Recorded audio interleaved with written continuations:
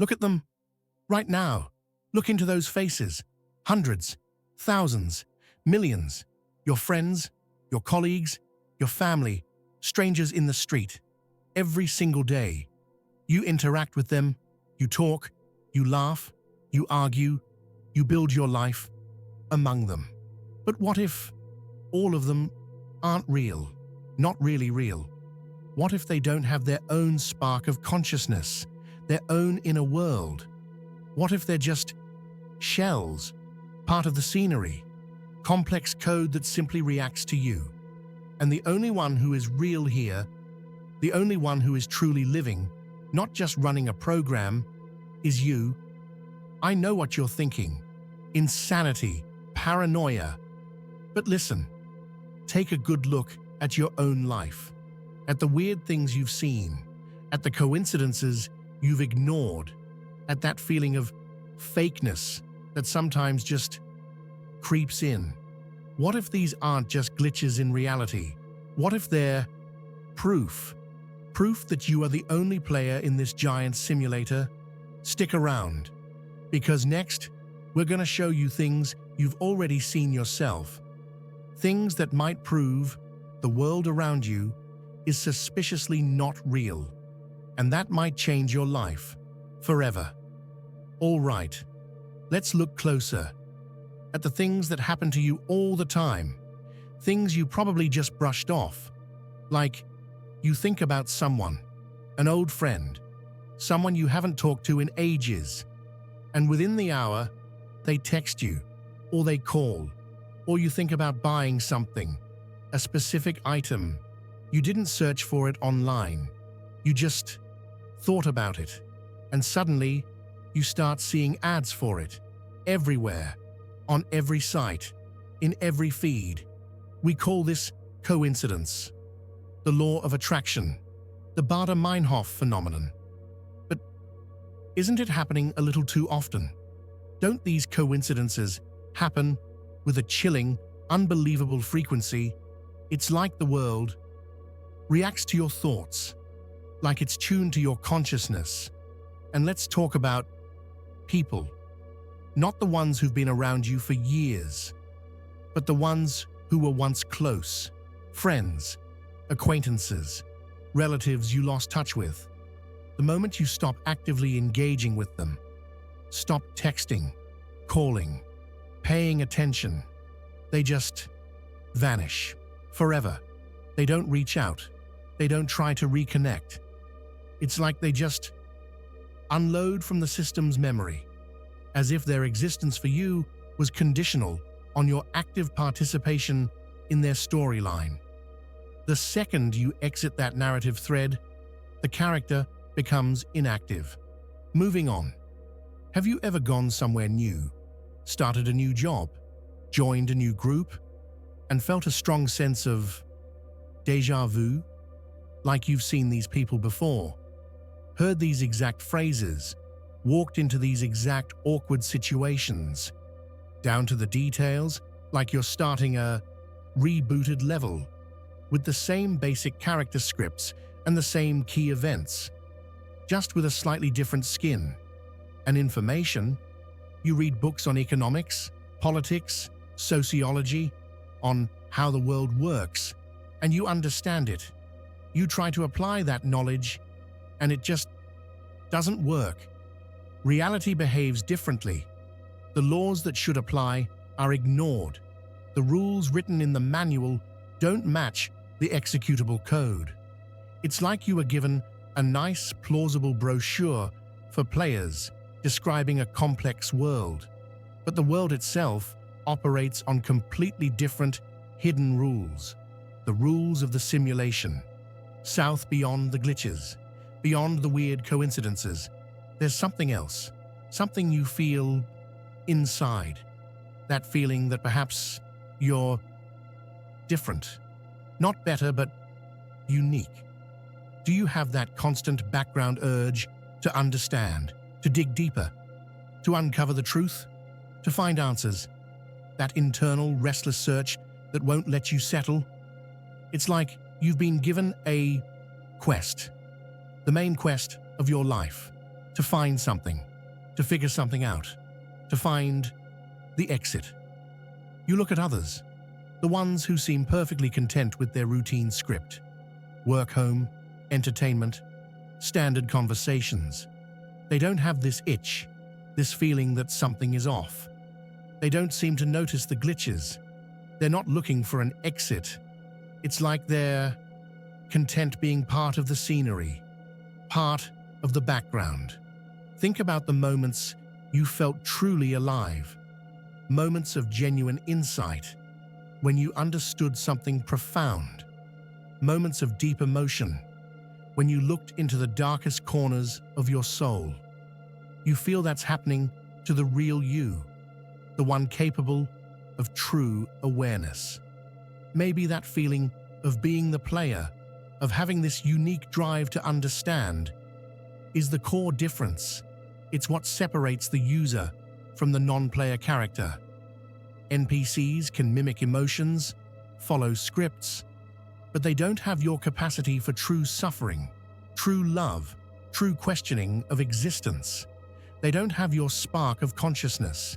You are the single center of this universe, the only point for which it was created, and everyone else is just the interface, the scripts, the backdrop, designed for your story, for your experience, for your game.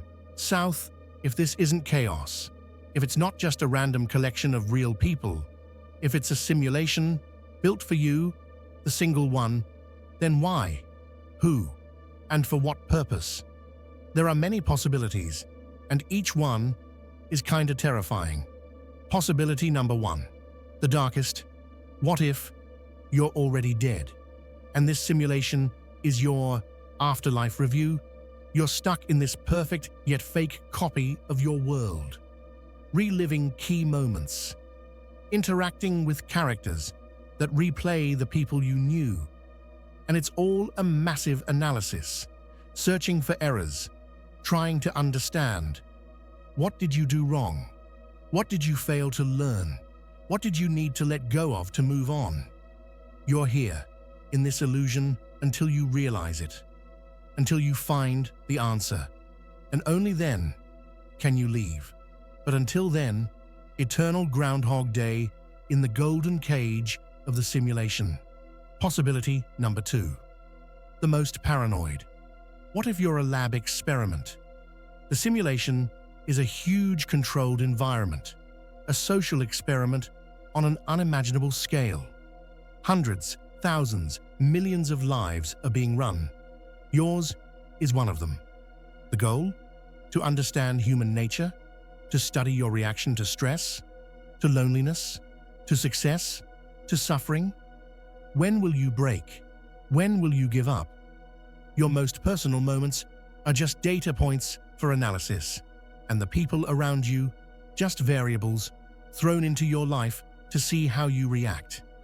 Possibility number three, the cosmically lonely one. What if consciousness is actually one, and it's in you? Maybe, in the entire infinite reality, there is only one true spark of being, and it's embodied in you.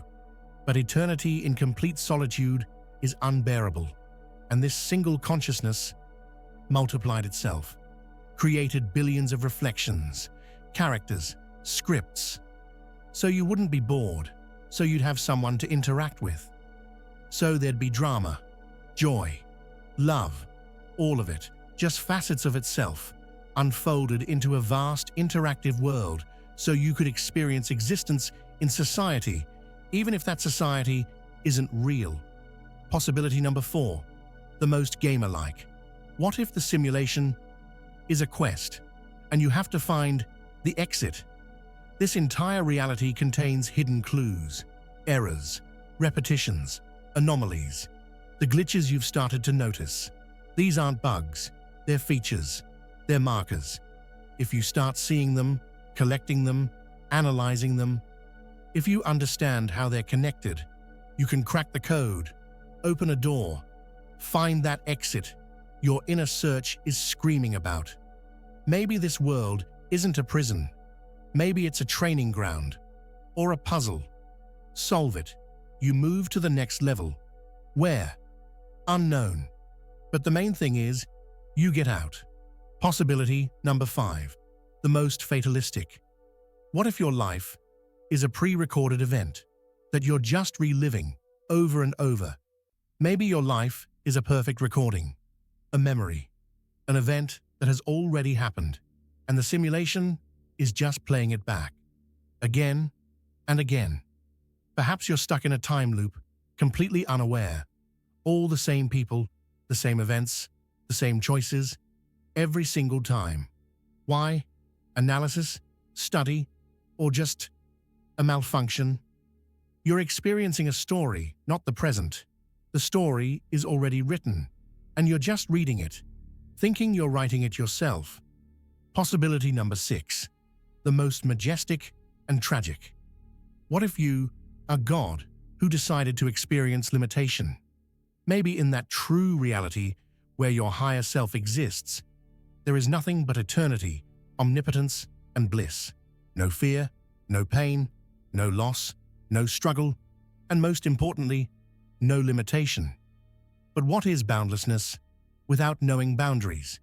And you, a higher being, voluntarily entered the simulation, created a mortal body, placed your infinite consciousness into a tiny brain, to experience, to feel what it's like to be finite, alone, vulnerable, to feel the fear of death, the depth of loss, the incredible value of a single moment.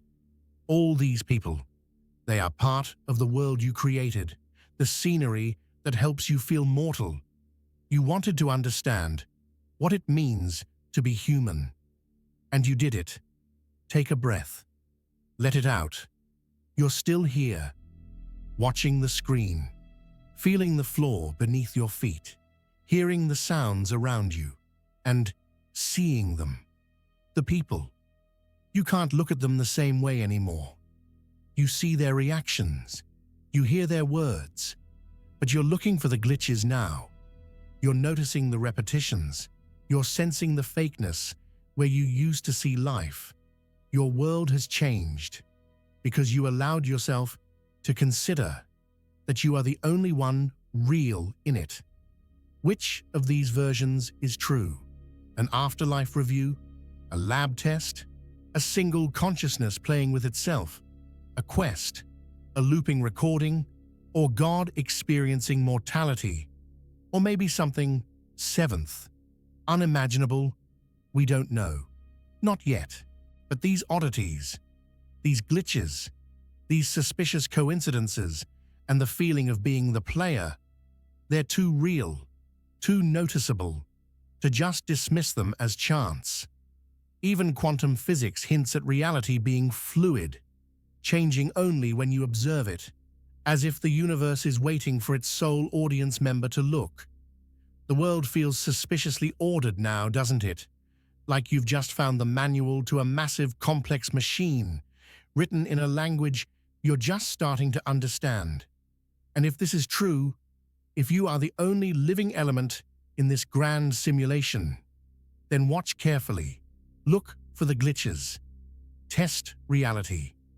Because maybe this is your quest, to find them, the ones who built this world, or to find the exit out of it. This is just the beginning of your new perspective.